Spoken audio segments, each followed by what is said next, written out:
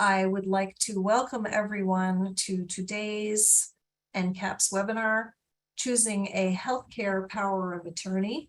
Who is your who? My name is Alex Bernardi. Next slide, please. And I am delighted to be welcoming you to today's webinar.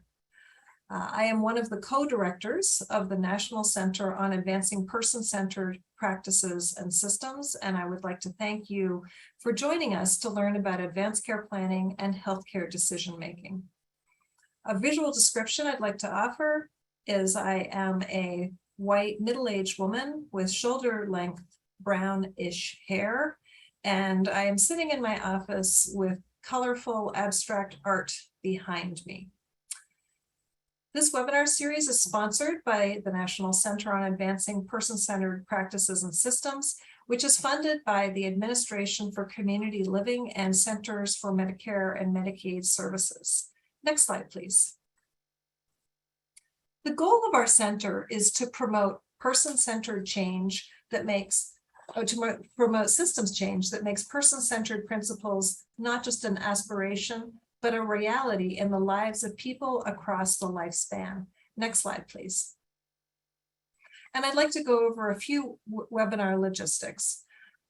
All participants are muted during this webinar, and we have the chat feature open, which everyone we hope will use to post questions and communicate with folks. Towards the end of this webinar, our speakers will have an opportunity to respond to questions, time allowing, that will be entered into chat.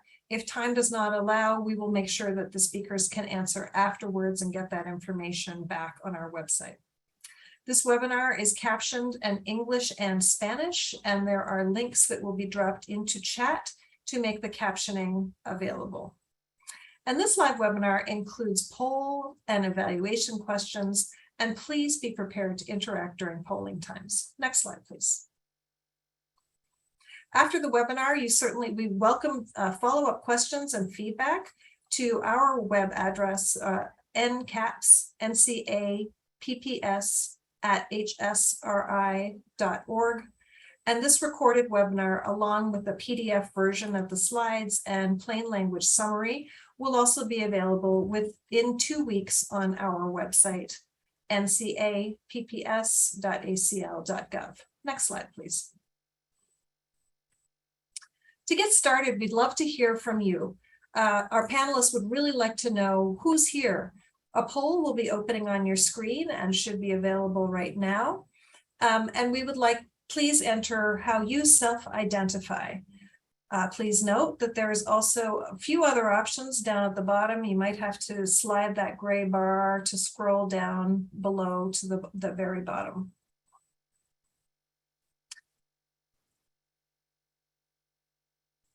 Of the over 402 participants over 400 participants that are joining us here today, I'm starting to see responses with a broad range. We will give people another 5 seconds or so to complete the poll.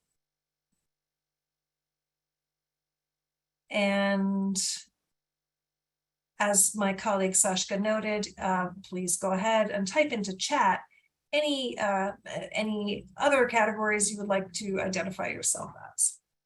So now let's take a quick look at who is available here. We have quite a number of folks who identify as social workers, counselors, or care managers. We are welcoming just about a quarter of participants identified as self-advocates or advocates, welcome, as well as family members and people with disabilities who use long-term supports and services.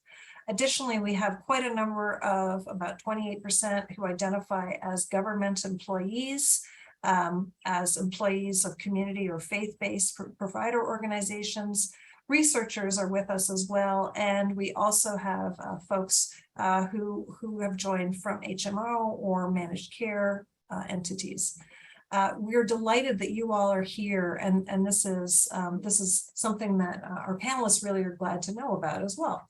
Next slide, please.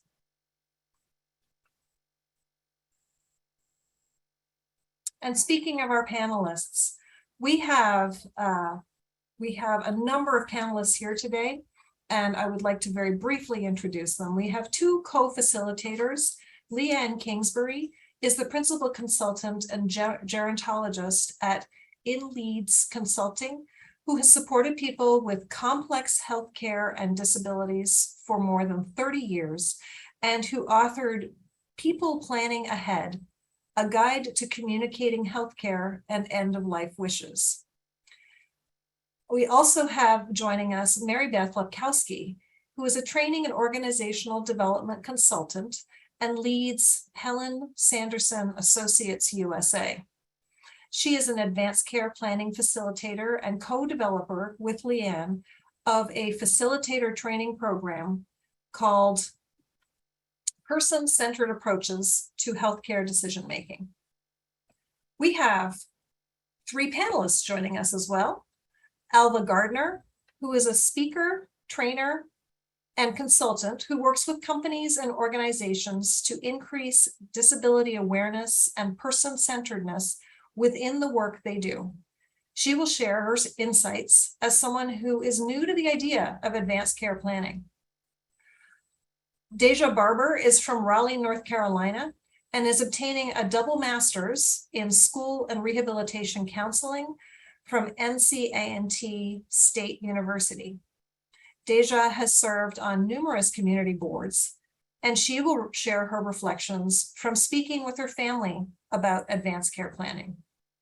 And finally, Shauna Hall is part of the Helen Sanderson Associates team and a spiritual director. She will share her experience of choosing a healthcare power of attorney as a young adult and reflecting on updating her preferences when preparing for a recent surgery. We're delighted you all are here. And with that, I would like to turn this over to Leanne.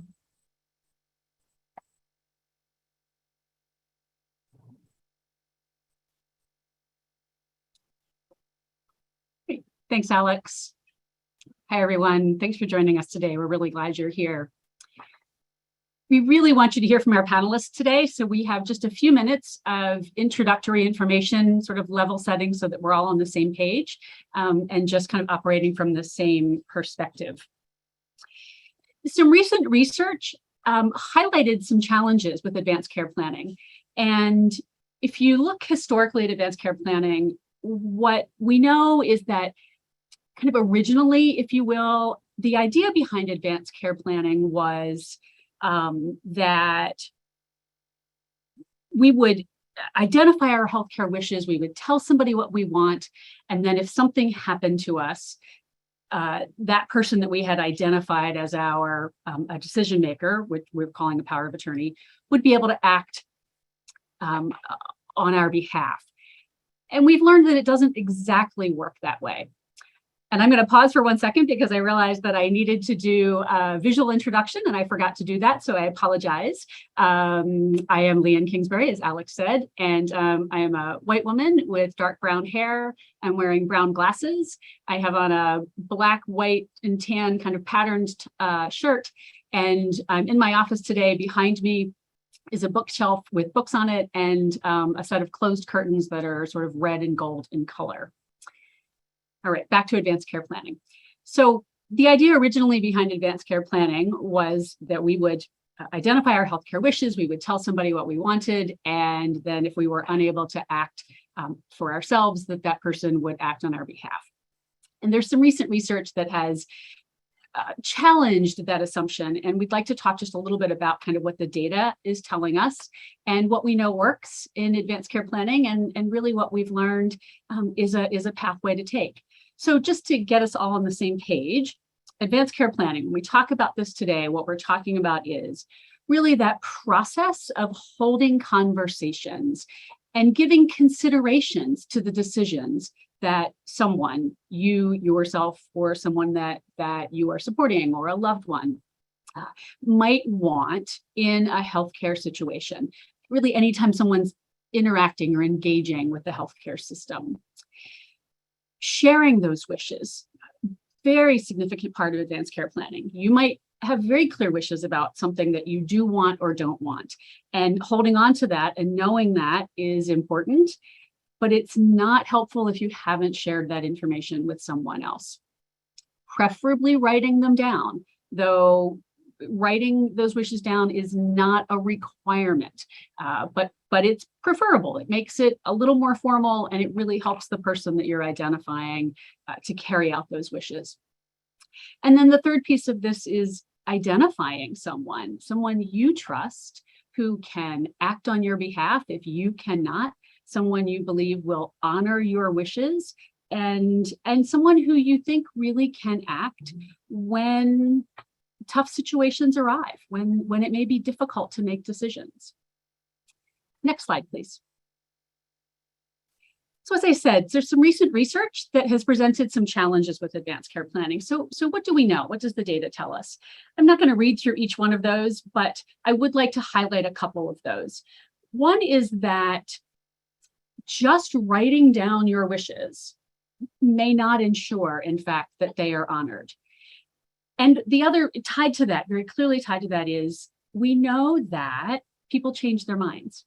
And so what you think you might want today, or what somebody you're supporting might want today, may be very different than what you want a year from now, or 5 years from now, or 10 years from now. And so reviewing and going through those conversations over time is really, really important.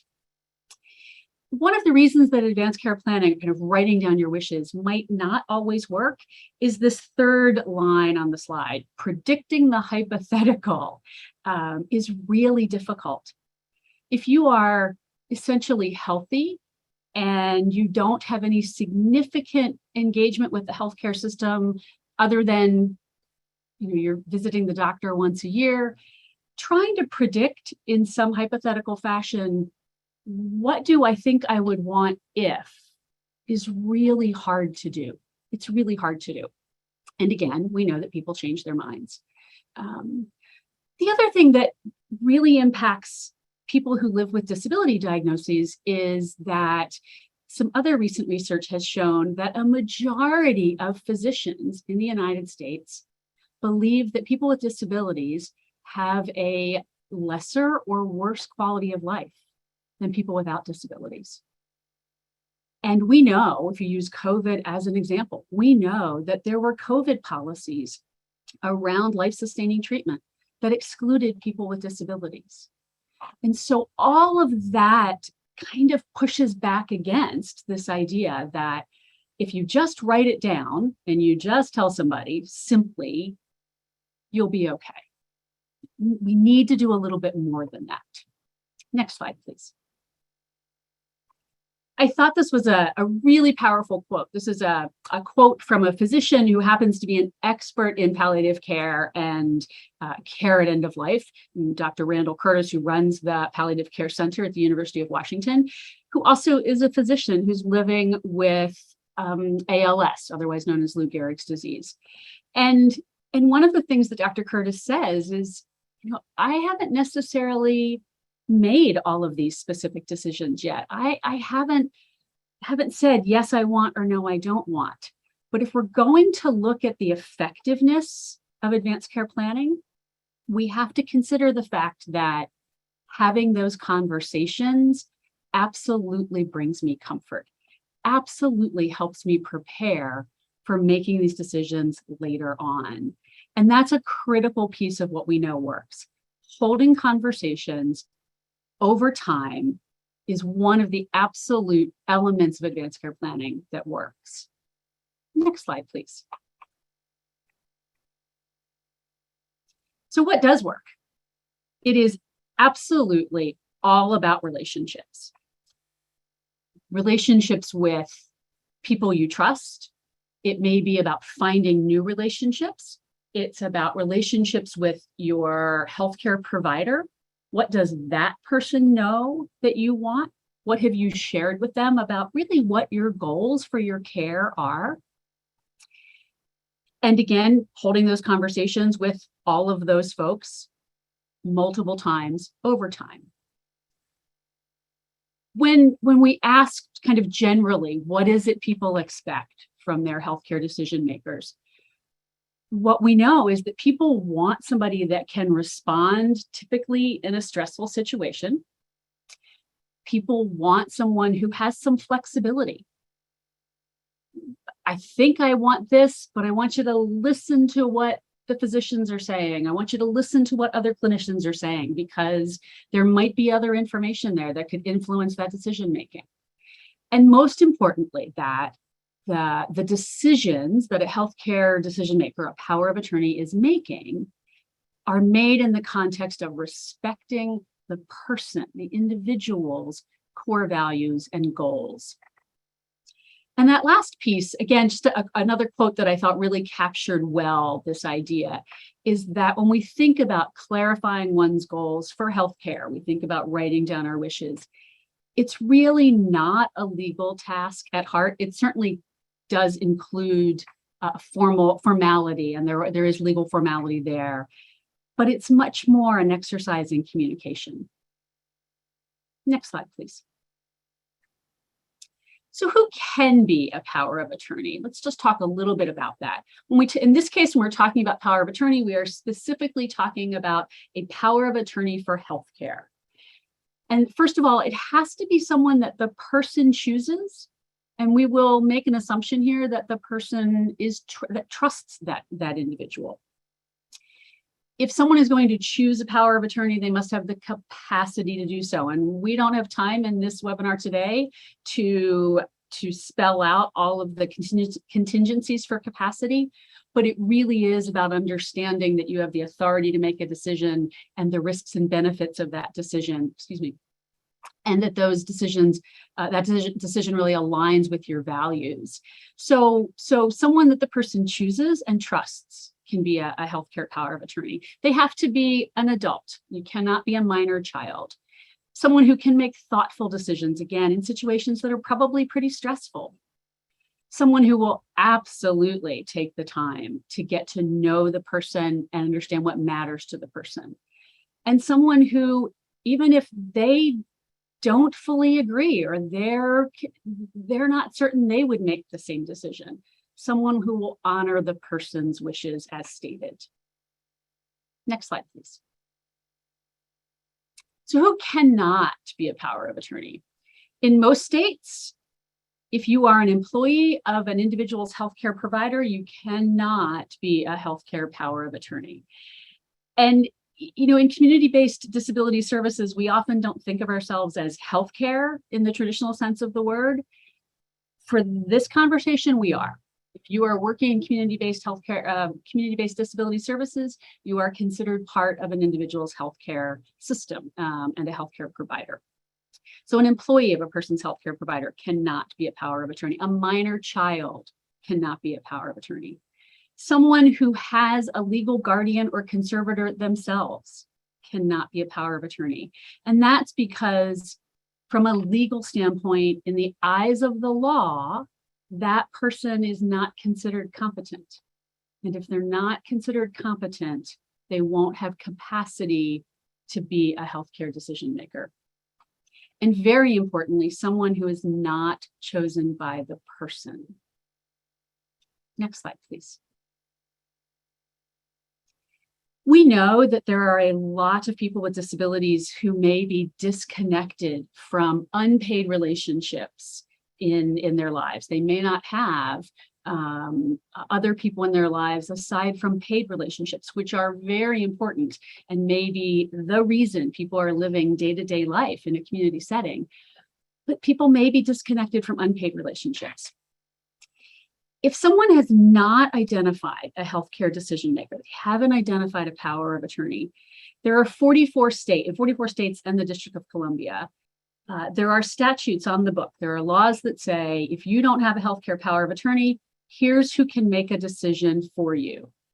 We will see if you have a spouse. If you do not have a spouse, we will look and see if you have an adult child.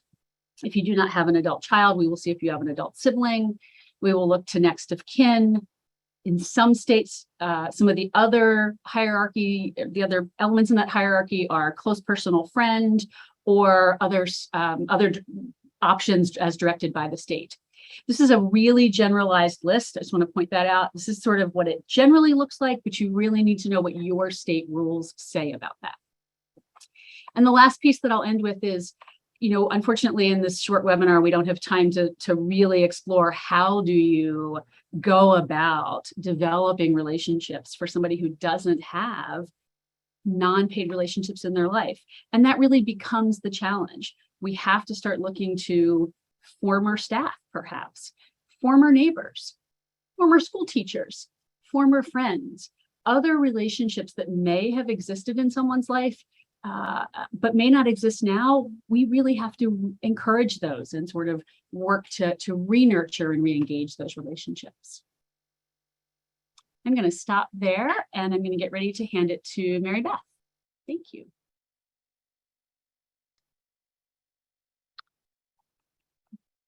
Thank you, Leanne.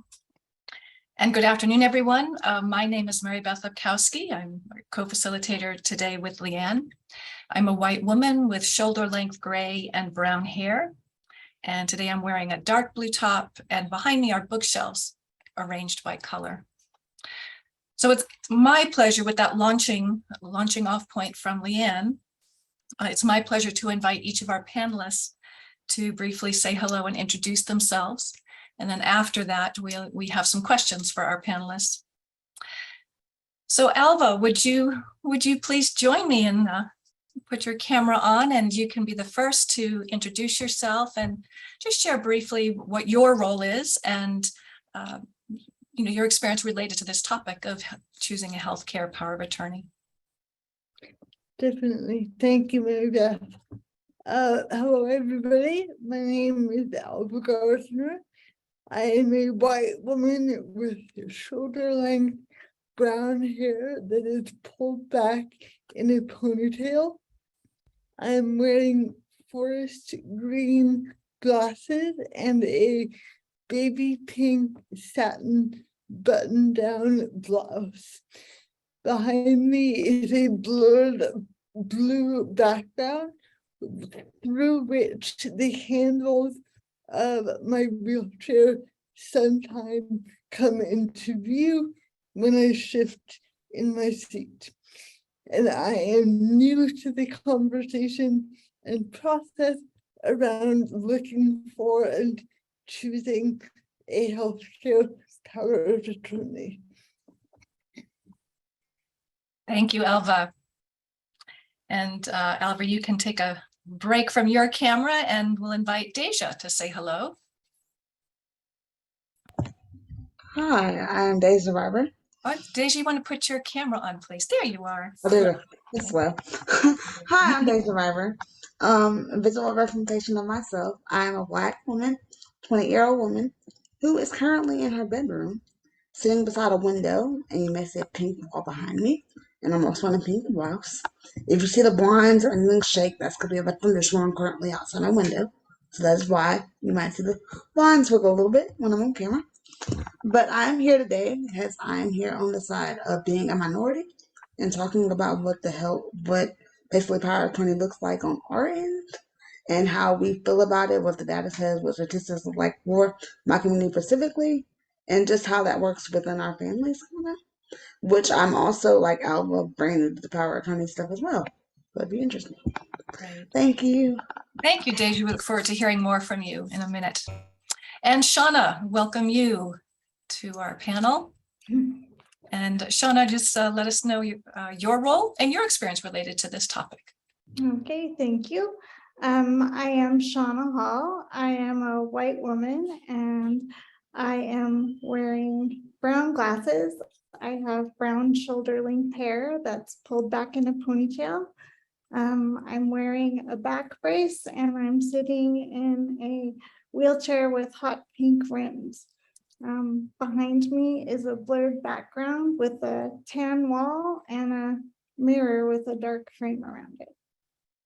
And I have had two very different experiences with power of attorney and medical care decisions. One was as a brand new adult at 18, and one was just recently with a new surgery. So I'm glad to be here. Thank you, Shauna. And we also look forward to hearing more from you in a few minutes. So Alva, I'm going to, if you would be willing to go first, if we can begin with you, we can welcome you back. There you are. Wonderful. So Alva, when we spoke a few weeks ago, getting ready for this webinar, you shared that this, the idea of a healthcare power of attorney is new to you, and that no one has ever talked to you about identifying a healthcare power of attorney. Can you share more about that? Yeah, definitely. So, I've been a service recipient since I was 6 months old. And it was not until I turned 18, my case manager from the regional center during my first annual post turning 18, in one of the checklist items on her list, asked if I wanted to create a will and designate a power of attorney, and pretty much asked it just like that. As a newly 18-year-old adult who was preparing to move out of my mom's house for the first time, I was starting college as an undergrad at UC Berkeley and living in the dorms. I was single. The thought of creating a will, designating a power of attorney was really the last thing on my mind. And definitely the last thing on my priority list. Right, again, I was adjusting to moving out for the first time, working with personal care attendants full time for the first time.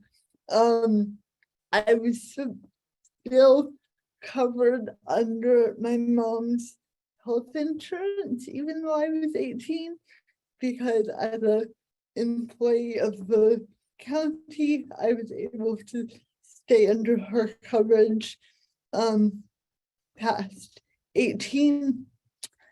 And so it really didn't make sense to me in that moment why I would prioritize creating a will, designating a power of attorney, etc., etc. And one of the biggest reasons why I think that is that, again, when my case manager brought it up, it was really brought up as a checklist item question. There really was no conversation around the implications of designating a power of attorney. There was no conversation around why I would want to think about designating that person, or starting to have a conversation around creating a will, creating an advanced care planning document, or anything like that. And so, because the lack of that context, coupled with everything else I just mentioned, which felt like a much bigger deal in that moment, it really, in my mind, deprioritized moving forward with that conversation in that moment.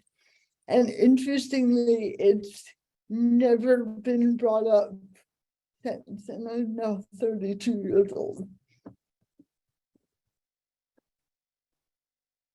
By my case manager. It's never been brought up by my case manager since.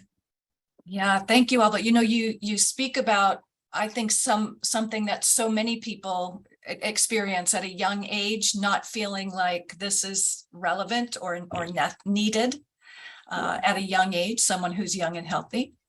Yeah. And then your point about the checklist, the checklist one time at age 18 and never again, and with no context, is really powerful. And I think an important reminder to all of us that the people who are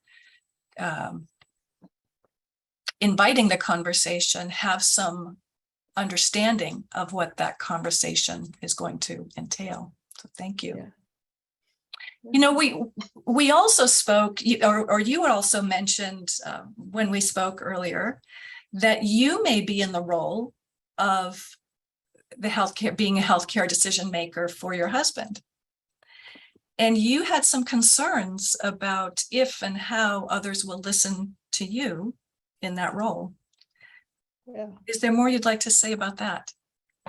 Yeah, just before I enter that, I just want to add to my previous answer that, a lot of the information that I am receiving now is mostly coming because I now work in the disability services field. So I used to be a direct support professional. I now work as like Alex said, as a disability consultant and working with direct support professionals and in the disability services industry. And so almost all of my education and awareness around these topics has come because of my professional role in this industry, not from my position as a service recipient, even now. Yeah, thank you. So you have the inside scoop, if you will. And that that does beg the question of how readily available is information to the general population, and in particular people who live with disabilities. Yeah, thank you. Definitely. So sorry, just wanted to add that. Thank you. So talk about you being in the role of the healthcare decision maker. So similarly to my experience when I turned 18, the thought of me being the decision maker for my husband should something happen to him was also not at front of mind for me until Leanne reached out to me a couple months ago and asked me to participate on this panel. And as part of that conversation, she brought up someone that she knows. And Leanne, I apologize if I get the details of this wrong, but someone that she knows who has a disability and has, like me, a speech impediment, and is married. And he was sharing with her that he was concerned that if something ever happened to his partner, that even though that they had designated him as their power of attorney, that the hospital or the medical professionals would not believe him and would not listen to him. And I had this, I don't know if we're allowed to swear, so I'll say I had this holy crap moment when she said that, where I realized that it had never occurred to me that I might experience that same discrimination if I was ever in that situation with my husband. And so that really got me thinking around, what would I do? How would that go? Et cetera, and talking with my husband and we actually were talking about it this morning and thinking through like what we want to do in that situation going forward. I've been fortunate enough that the one time he and I did experience a very mild version of that situation. A couple of years ago, he was dealing with a medical issue. This was before we were married, and luckily I was believed by the hospital staff that I was his girlfriend, and they respected my position in that role in his life. But recognizing that medical situation in the grand scheme of things was pretty mild, and it was planned, and it wasn't an emergency situation, again, still got me thinking of like, okay, what if it was a real time emergency? Would they believe me? My speech impediment in the grand scheme of things is pretty mild, but would the hospital staff take the time to listen to me and recognize that my speech impediment is relatively mild, and that they can understand me if they take the time to do so. Another element in my situation is that Luca's mother, who I think likes me enough and is respectful, but I do wonder if it came to that moment, if and how much she would respect me as that decision maker for my husband. And so that's, along with the medical professionals, if it was an emergency situation, her role in that interaction is one that I can definitely see why having a designated document that lists me as power of attorney and decision maker would be necessary. And just really quickly, the other thing that we talked about that goes, one step further.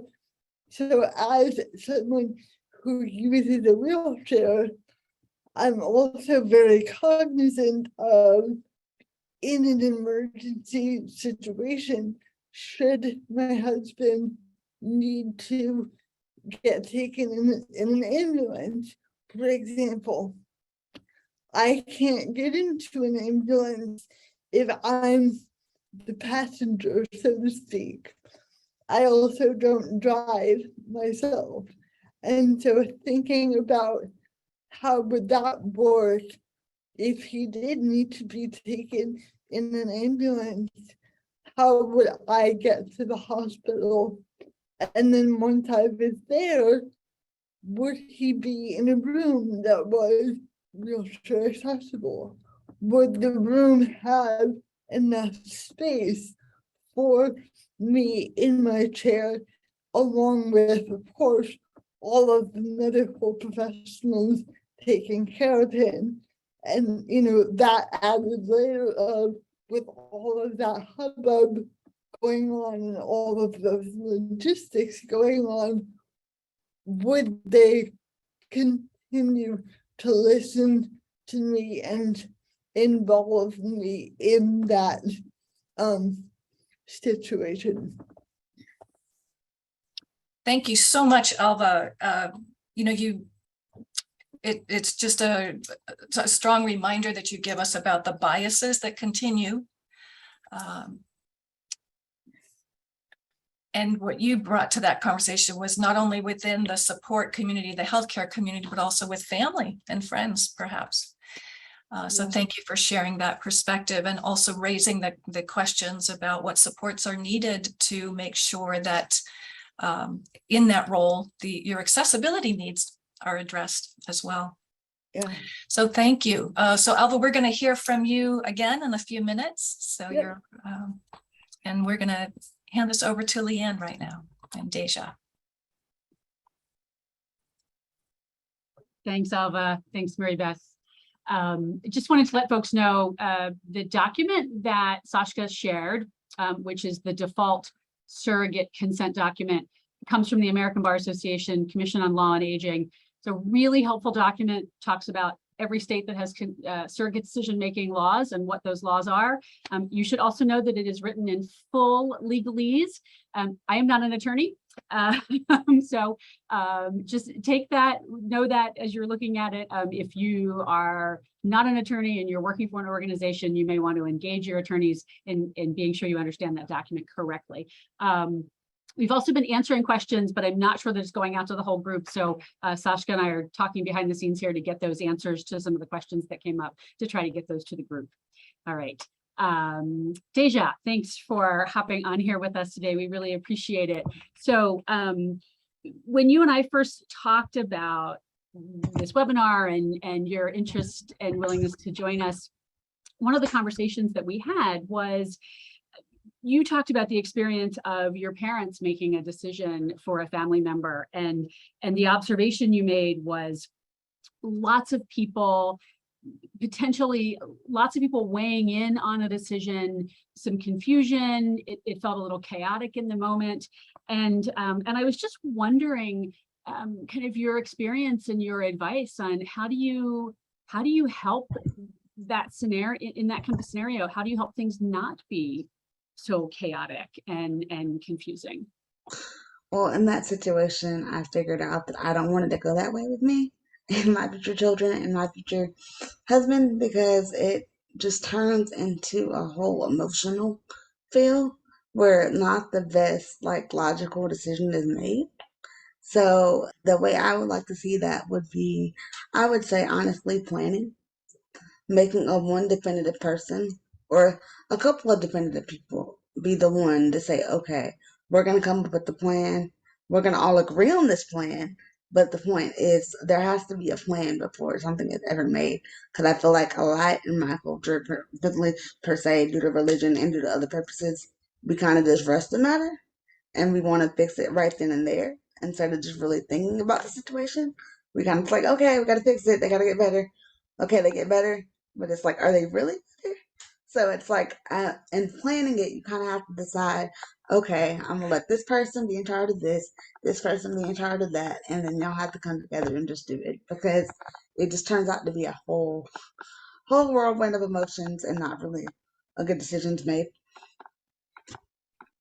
Thank you. That's such an important component of the conversation, is that emotion that comes into play, and trying to make decisions at the 11th hour when somebody you care tremendously about is critically ill, possibly really sick, and there's a decision to be made, and you yourself are anxious and worried and stressed. And so I think that is great advice, that idea of planning and really saying, look, you're in charge of this and you're in charge of that, and I'm going to trust you all to do that. I'm going to trust you all to take those roles.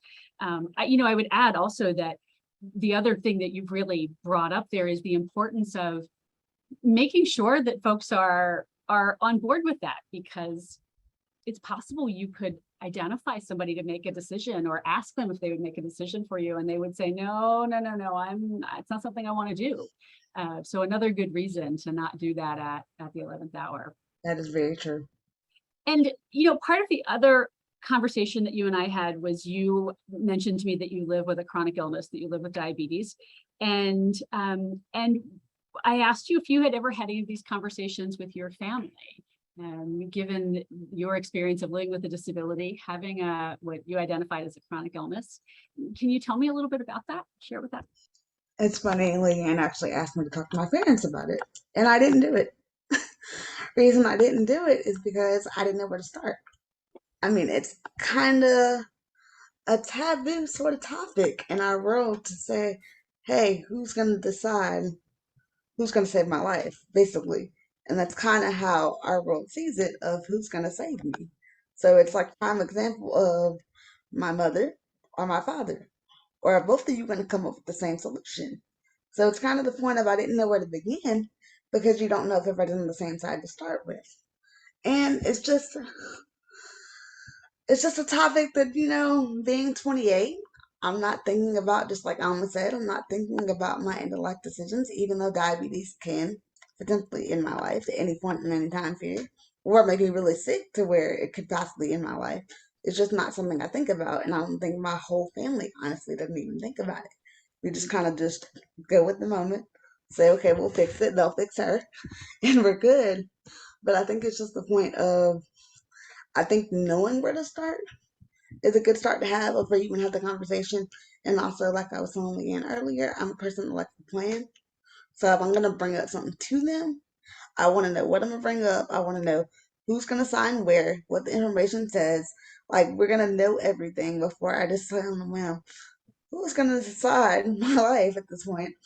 And it's just the point of, I think, especially when it's direct relatives like family, I feel like it has to be a really needed conversation, but a well honest and truthful conversation. And I feel like at times it can just be very opinion based and it's not really factual based. And I kind of want to make sure before that was ever done personally that I know what I'm talking about and they take me seriously to know this is a serious matter.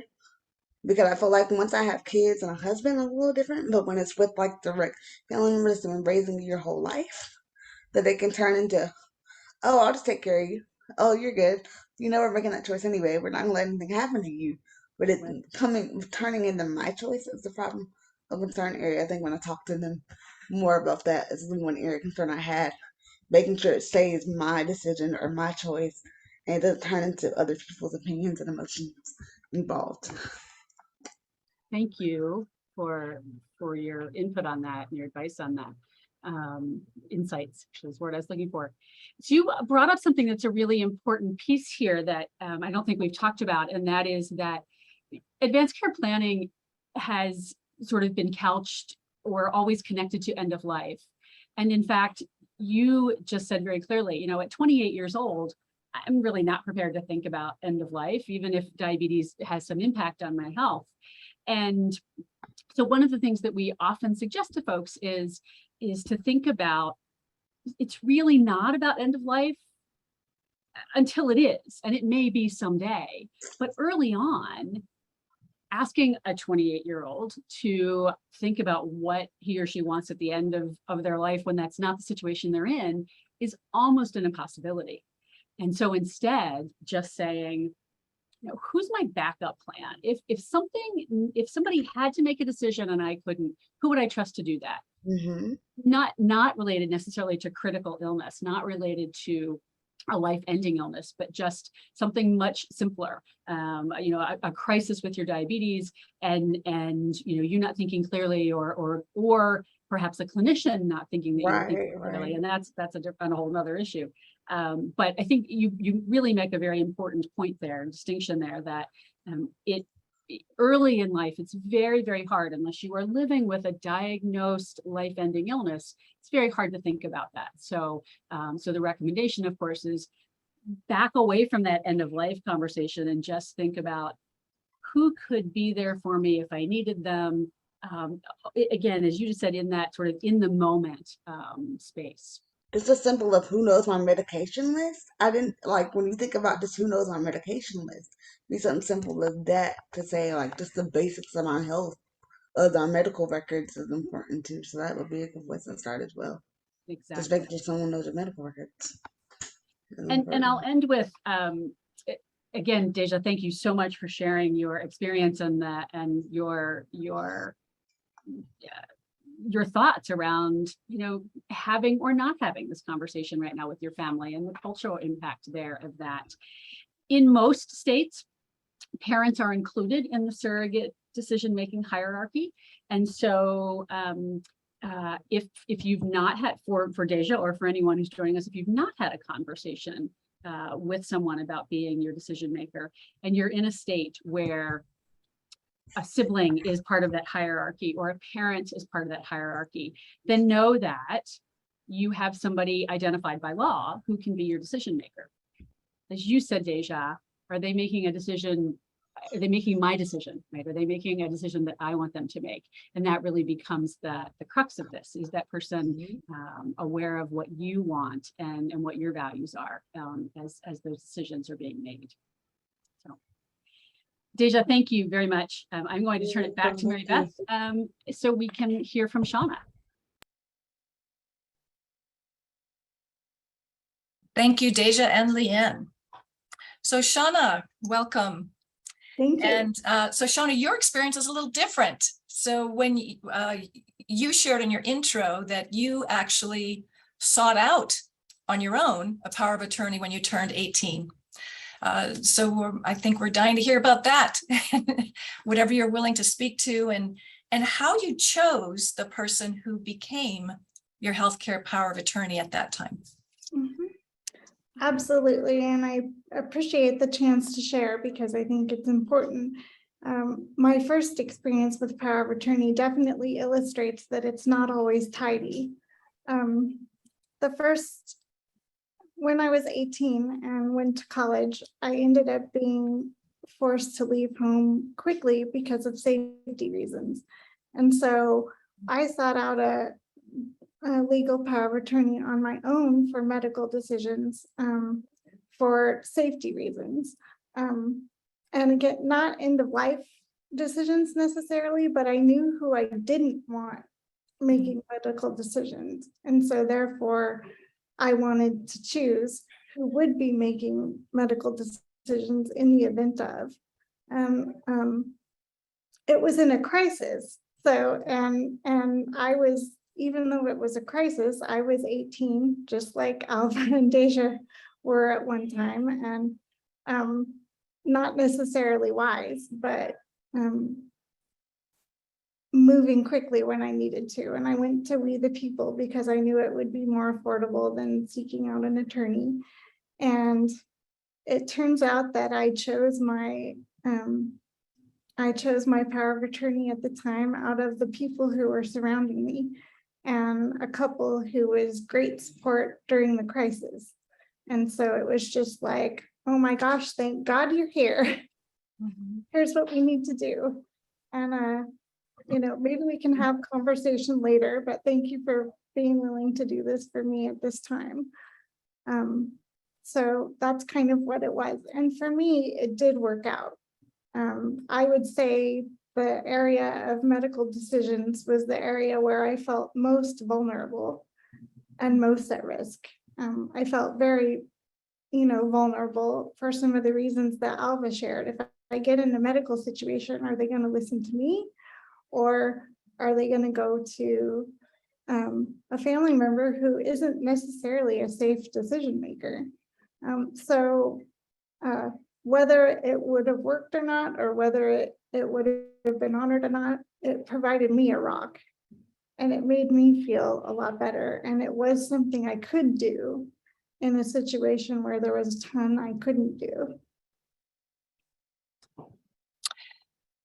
Thank you. And you remind us of the importance of choosing who we do want to be in that role, and also identifying who we do not want in that role should the surrogate decision-making hierarchy come into play at some point in time. So thank you for that, for sharing that consideration. And also it sounds like the people that you chose were part of the crisis. They were part of helping you through that crisis. So the element of trust, I'm I'm assuming was there, and that's, Yeah. you know, that's definitely connected to the data that Leanne is talking about earlier. Yep. There was definitely the trust there, and it was a gut decision. So A gut decision. Yeah. Yeah. Now your life has gone on, yes. and you recently, within the last several months, named a new healthcare power of attorney, or updated that information as you were preparing for a recent surgery. So can you speak to that, and also, if you're willing, share your experiences about the surgery and recovery, and in what ways having a healthcare power of attorney was helpful or brought comfort to you during that? Okay, Yeah. absolutely. The end of May, I had major surgery, but in my point of view, it was miraculous and life-changing, so it was a good thing. And I'm an inch taller, but it did give me opportunity to look at the power of attorney issue again. And I chose the same people who have functioned as family and parents for the last 30 years. But we updated some things, and it was a completely different experience. And it was so nice to approach them in a manner of, is this something you would like to continue to do? Rather than, here we are in a crisis, help. You know, and of course, both of them kind of looked at me like, you know, well, what are we going to say? No, but nonetheless, for me, it was important to offer.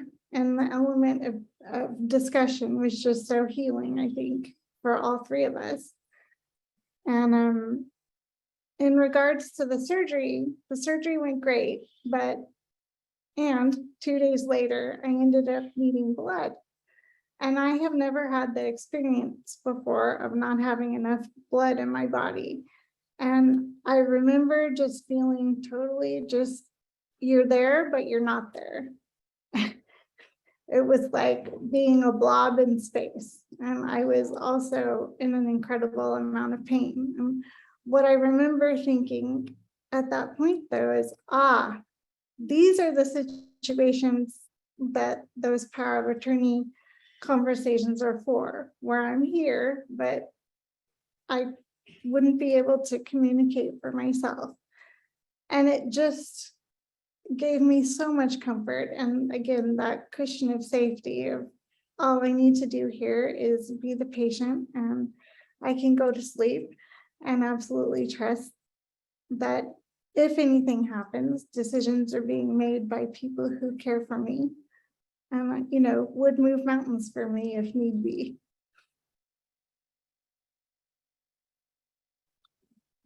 Thank you, Shauna. Yeah, what a unique these perspectives of your first time in a crisis and the second time by choice, you know, by intention and choice. Have you had that second experience? Mm-hmm. So we're going to invite our other panelists to join you. So Deja and Alva, if you'd like to join me, we've got a couple of questions that we'd like to invite all of you to respond to, if you'd like to. And Shauna, we'll continue with you for this first question. And, you know, all of you in some way in your comments mentioned about the importance of choosing someone who knows you well.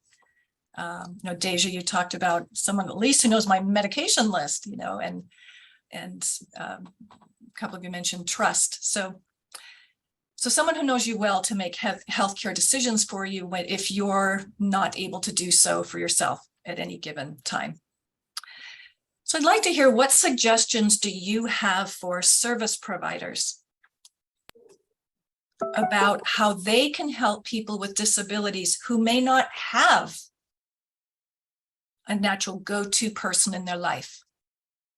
So how can service providers or people who are in direct support roles help people to build relationships and maybe find their who that might eventually serve as a healthcare power of attorney? So Shauna, would you like to respond first? Yes, I think that service providers could help since it's such a touchy issue to begin with, maybe start with a person by saying, what things would make you feel safe in an emergency situation? Or who are the people in your life who make you feel safe? Whatever's going on. Who are the people in your life that you trust? And start that way. And start with small questions that invite conversation. And if they don't have anybody, which is unfortunately often the case, hopefully those questions will provide both the service provider and the person ideas of what kind of person they're looking for. Start small. Yeah, great suggestion. Thank you. Alva, how about you? Yeah, so for me, I think it's two things. The first is bring it up more than once. Right? So don't do what happened to me. Bring it up at 18, and if and when the person inevitably says, I don't need to think about that right now, speak to it in the larger context of somebody's life. I work in person-centered field, and I recognize that with this shift in this field toward more person-centered approaches, hopefully this will become more par for course. But even if your agency or your organization is not on the person-centered train yet, which it should be, but if it isn't yet, at least framing this conversation in that larger context of here's how having this in place will affect you and your life holistically. And then also having at least something as a resource to give somebody to initially start that journey. So whether it's a resource list that you just hand out that has, lawyers or whoever, see, I still don't even know, like, who would be the person that individual would go to, and if it's more than the list, be able to start that conversation of what the process might look like and who somebody can go to start that. Thank you, Alva. And Deja, is there anything you'd like to add? I can piggyback off of Alma as well. I would say that also just not even just giving resources, have somebody, if you are a healthcare service office, that can come talk to them what that means. Because we've all been in the hospital and asked, do you have a will? Do you have a power of attorney? But you wouldn't know who that person is. A lot of people don't know what that process even looks like. They don't know what the words mean. They don't know anything. So if you have somebody there, the job is to just say what that means, not even just pointing it out, because they might want to point it there, but they might not. But the one that gets the conversation going where they know what's going on. It's not no rush decision making or even having to use the surrogate decision making, because you may leave that day and then be like, you know what, I'm going to start this process tomorrow. So it's the one of that too, I would say, was one thing. And the other thing would be, I guess, just to have an honest conversation. I feel like we kind of ignore this a little bit because we're relating it all back to seniors or relating it back to a certain age demographic instead of realizing it's important for all of us. And as we notice, the age the age range for death is getting lower, so we can't put it all in one demographic range. Yeah. So starting the conversation earlier are also key as well. Yeah, what a great reminder. Thank you for that. And yes, when we do workshops around advanced care planning, we suggest anybody who has a driver's license or a driver's permit, it's a good idea to start identifying a healthcare power of attorney, because you just never know what's going to happen, right? So one thing that I would add as a as a tip or a suggestion for service providers, and then Leanne, I'll invite you to share if there's anything else you want to add, is not to rely on the here and now. So look beyond the people who are in someone's life today. A couple of years ago, I was planning with, I was facilitating person-centered planning with a man, and he was probably in his mid-30s, I think, and this was general person-centered planning. It had nothing to do with advanced care planning or care at end of life. He was young and healthy, but he wanted to invite to his person-centered planning meeting a former teacher. So he hadn't been in touch with this man for 20 years. But he sent an email, he got in touch with them and say, hey, I'm bringing some people together. I'm going to be thinking about what I want to do for the next year or so, and would love to have you join us. And the teacher came. Never been through a planning meeting before. So he sat through that process. And at the end, when everyone shared their wrap up appreciations, the teacher spoke and said, this was an amazing experience. It was a great use of my time. And I'll call this man Keith. He said, Keith, I want to continue to be part of your life. So what a huge surprise. So they've continued to be in touch, and that's a relationship that didn't exist. It wouldn't exist on his relationship map if you're familiar with the person-centered thinking skill. But it was a new relationship that was a reconnection from the past that could certainly develop over time into perhaps that trusted decision maker. So don't limit ourselves to the here and now. This would be my tip. And Leanne, anything you'd want to add? No, I think not just the here and now. I would add to that, not limiting to the here and now. From a service provider standpoint, I think it does. This requires time. It requires intention. It requires that we find out if somebody doesn't have somebody in their life right now that makes sense, or that they would be comfortable with, or that is not in a paid healthcare role. It really requires intention on our part to say, who used to be in your life? Who provided supports to you previously that you had a relationship with, that you really liked spending time with, that liked spending time with you? I remember planning with a man many years ago who had a label of challenging behavior, and we were able to find staff that had worked with him 10 years prior to kind of the crisis that he was in at the time.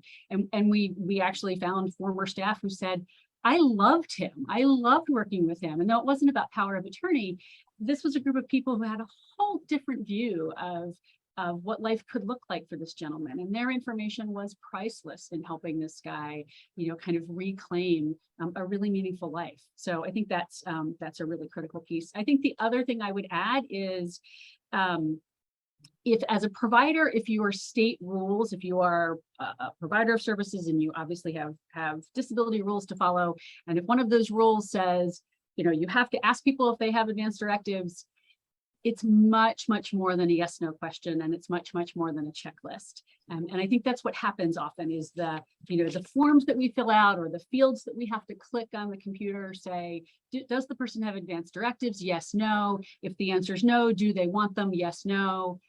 But our experience, certainly the experience Mary Beth and I have had in training this for many, many years and teaching this is, if the answer to both those questions, if the answer is no, I don't have advanced directives, and then, I'm not sure if I want them, or the person's not sure, our experience tells us that people aren't quite sure what to do next. As Deja said, how do you start that conversation? What if it's not about end of life? Don't start at end of life. So, that really becomes kind of the next piece for providers, is helping the planners, the folks who are required to do planning. They may be case managers, they may be care coordinators, maybe care managers, lots of different terms there, but helping those folks really get anchored in practice and comfort and feeling capable and competent in their ability to help someone develop their advanced directives. Right.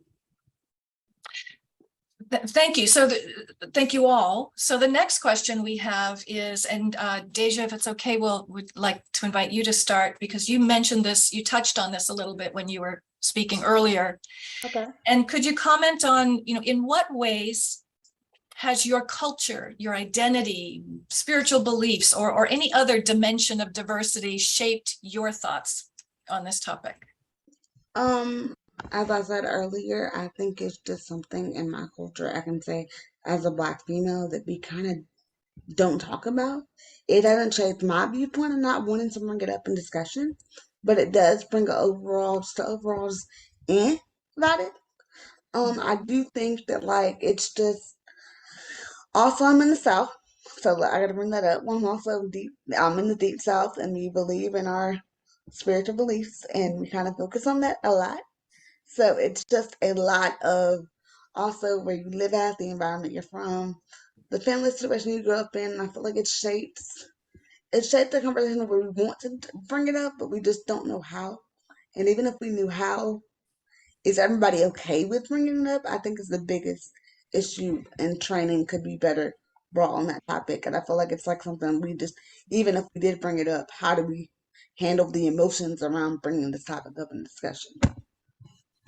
Yeah, thank you for that important reminder for all of us not to make assumptions that, it's sort of an interesting contradiction, I guess, that there are more and more, my experience has been more and more healthcare systems. I'm connected to a number of hospitals in our area that require this advanced care directive. I'm sure for health, for insurance and liability reasons. And yet some people just really don't, it's not part of who they are to have these conversations and to do this bit of work. So a good reminder for us all. Shauna, would you like to comment on that question? Sure. There's three different things that came to mind right away when you asked that question. And one is my experiences in the medical community that shapes a lot of my opinions, and it is culture, and that doesn't mean it is part of my culture growing up and stuff. That doesn't mean it was good, bad, or indifferent. It's just part of it.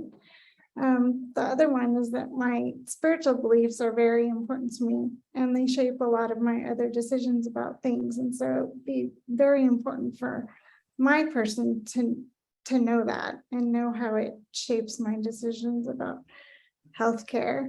And I had one other one and it completely went out of my head. Oh, but I'll sum it up like this. For me, my biological family was not safe, and that's a hard thing to say. And I don't advocate just grabbing a new family if your original one doesn't work out. But what I do want to communicate is that it's important for caseworkers and people in the medical field and even daily help to remember and keep it in mind, not to automatically assume that parents or siblings or whatever is the go-to, but to check that out. Just check that out, because it can be really tender to have to advocate about as well. Thank you. Thank you. What a great suggestion. And Alva, how about you? How has culture, identity, beliefs shaped your thoughts?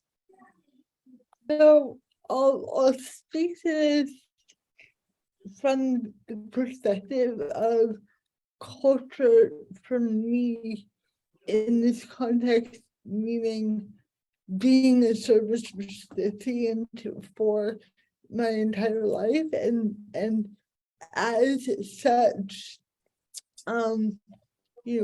while I'm very grateful for the services that I receive and the supports that I've gotten from the service system, I've also had to fight the service system a lot. I've had to fight against assumptions being made about me by the service system that is there to support me.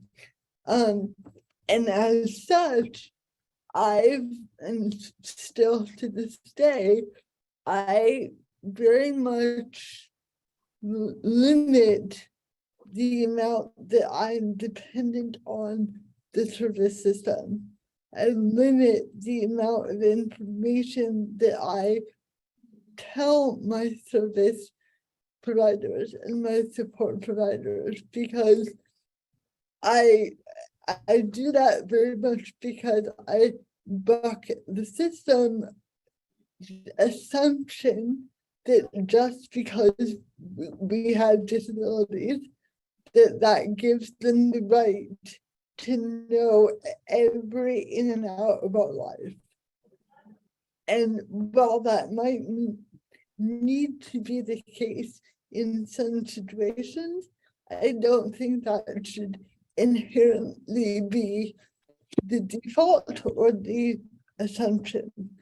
And so because of that, I also really don't actively reach out to service providers to ask for services or explore what they can and can't provide, because I'm wary of opening that door.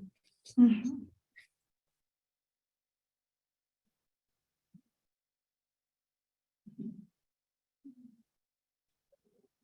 You're muted, Meredith. Thank you. Yeah. It's a good reminder to remember the respect and humility and that is needed when being invited into someone's life. And I love how you mentioned that about not making assumptions that we have a right to know everything about a person. Yeah, thank you. So we have one final question for all of you, and this is really an invitation for each of you to share one top tip, or a piece of advice that you have for others who are just getting started with thinking about identifying a healthcare power of attorney or completing an advance directive. What's your top tip? And here we'll start with you, Alva, and then go to Deja and Shauna. Sure. So I touched on this a bit earlier, but really it's know to ask somebody if they want support around advanced care planning and supported decision making. And know to ask, so two things, know to ask multiple times. Don't just bring it up once and never again. And know to ask and frame the question, again, within the larger context of somebody's life, so that they can draw that connection between something that when you first bring it up is very foreign, is very nebulous, and doesn't necessarily, unless it does because of an emergency situation, doesn't really occur to a lot of us. But within the larger context of our lives, is going to hold a different light.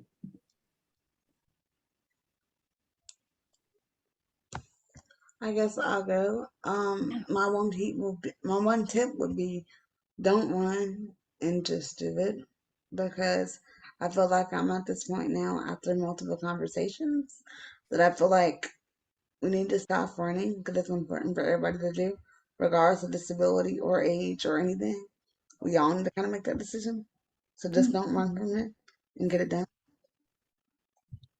Thank you, Deja. Good advice. And Shauna. Yeah. My top tip when beginning to think about who your person might be is think about who knows you well, and also think about who has a level head in a crisis. Yes, great top tips. Thank you. So Shauna, Alva, Deja, thank you all very much for just sharing some intimate parts of your lives with us. We feel honored and you had some vulnerable conversations there. So thank you. Leanne, I'm going to hand it over to you and Alex to field. We have probably a few minutes to field a couple of questions from chat. Sure. Thanks, Mary Beth. Alex, do you want to, I know we had a text message going about a couple of questions that kind of keep resurfacing. Been trying to answer them as we've been going along, but thank you all for all the participants and also everybody in the audience for your really engaged conversation that's been going on. We have just a few minutes, but we do want to take a minute. Leanne, thank you for responding as much as you can, and to our folks in chat who have actually been sharing resources and connecting. One question that kept coming up in a number of different ways is around an interest in having an organization or a professional service function as healthcare power of attorney. And I just wonder if any of you have any insight in that. You know, this has really challenged me to think, have I missed it? I have not heard of any kind of national organization recruiting, for example, you know, people or members who would serve in that role. And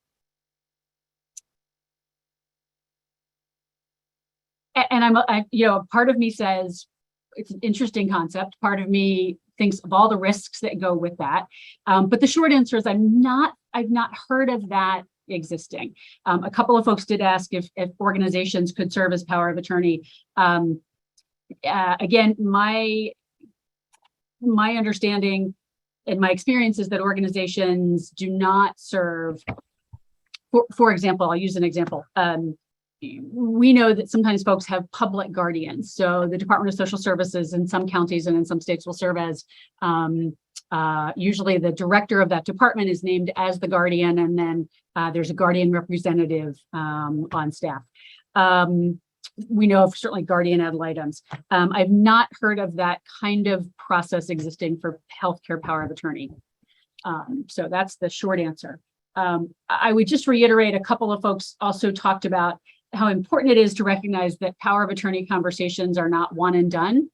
And that's absolutely spot on. And the decisions that you make now, or the people that are involved in your life now, or perhaps that as Alva shared, I'm sorry, I think it was Shauna who shared, sorry about that. You know, people that you designated 10 or 15, 20 years ago may still be in your life, and you might want them in that role, but maybe not. So these are really ongoing conversations. The last thing I'll say about that is the counter to that is I would caution us to not just roll this into, again, from a service system, provider system standpoint, I would not just roll this into, oh, at the annual planning process, once a year, we talk about advanced care planning also. It becomes then a checklist process. And this is a much greater conversation. My view.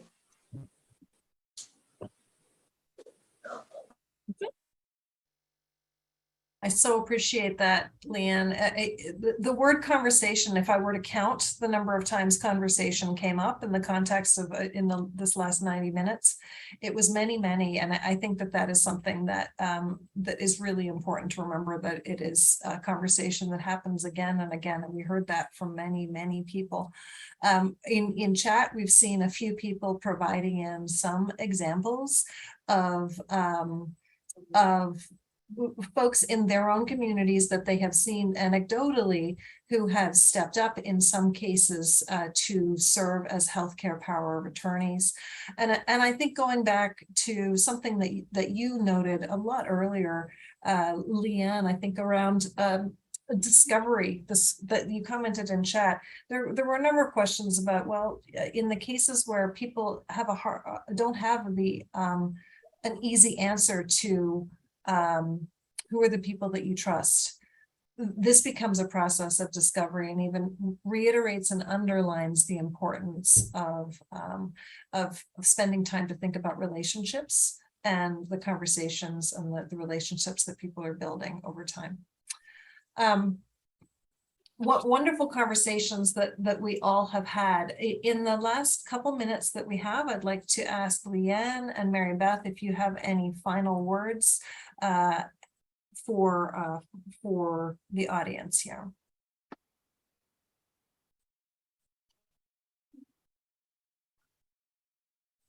You know, I think Yeah, actually, given Go the ahead. the time we have, I think the final thoughts that we had have already been spoken so eloquently by our panelists, so I think we're good. Wonderful. Thank you to you all. Thank you to our facilitators, Leanne and Mary Beth, and particularly thank you to our panelists today who really brought forward some really important and really essential elements of advanced care planning. Deja, Shauna, Alva, thank you to each of you for your own unique and important perspectives. With that, I would like to ask those of you who are with us still in the audience to complete a quick real-time evaluation of this webinar.